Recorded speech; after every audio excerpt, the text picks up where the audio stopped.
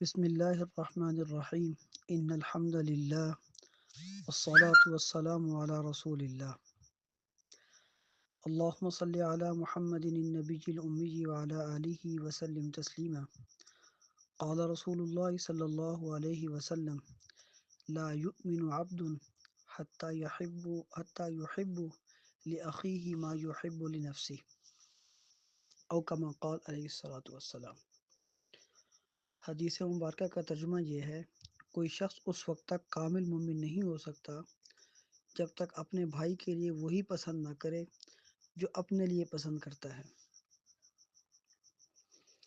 اس حدیث کے شروع میں لا یؤمن عبد لکھا ہوا ہے، جس کا مفہوم یہ ہے کہ کوئی شخص مومن نہیں ہے۔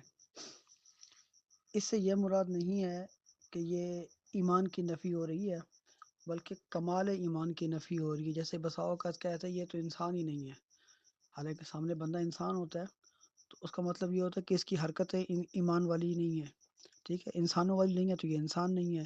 تو جس کی حرکتیں ایمان والی نہ ہوں اس کو کہتے ہیں کہ یہ اس کا ایمان کامل نہیں ہے۔ اب اس حدیث مبارکہ میں ایک معاشرتی رواداری کا اصول اور ضابطہ بیان کیا گیا ہے، وہ یہ کہ اگر کوئی شخص یہ چاہتا ہے کہ اس کی عزت کی جائے تو اسے لوگوں کی عزت کرنی پڑے گی۔ وہ یہ چاہتا ہے کہ مجھے کوئی نقصان نہ پہنچائے تو پھر اسے لوگوں کو بھی نقصان سے بچانا پڑے گا۔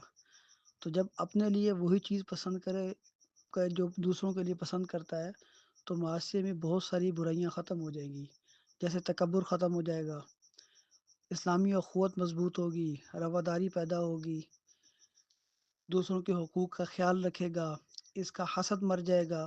تو اس سے بہت سارے جو ہے معاشرتی فوائد ہوتے ہیں۔ تو نبی علیہ الصلوۃ والسلام کے اس ارشاد میں یہی بات ہے کہ کوئی شخص اس وقت تک کامل مومن نہیں ہے جب تک کہ وہ اپنے بھائی کے لیے وہی پسند نہ کرے جو اپنے لیے پسند کرتا ہے۔ اس سے دوسرا مفہوم یہ بھی نکلتا ہے کہ جس چیز کو یہ ناپسند کرتا ہے اسے دوسروں کے لیے ناپسند کرے۔ اسے کہتے ہیں متبادل الفام، ذہن فوراً دوسری بات کی طرف، دوسرے مفہوم کی طرف منتقل ہوتا ہے۔ تو محبت ایک ایسی چیز ہے کہ جس وجہ سے کی جاتی ہے، تو جو اس کا متضاد ہو اس سے پھر بغض رکھنا بھی ضروری ہوتا ہے۔ تو بغض یہ ہے کہ اپنے لیے وہ پسند کرے جو بھائی کے لیے پسند کرتا ہے، اور جو دوسروں کے لیے اور جو اپنے لیے ناپسند کرتا ہے وہ پھر دوسروں کے لیے ناپسند بھی کرے۔ اللہ پاک مجھے بھی آپ کو بھی سمجھنے کی، عمل کرنے کی توفیق عطا فرمائے۔ اللہم صلی علی محمد النبی الامی وعلی آلہ وسلم تسلیما۔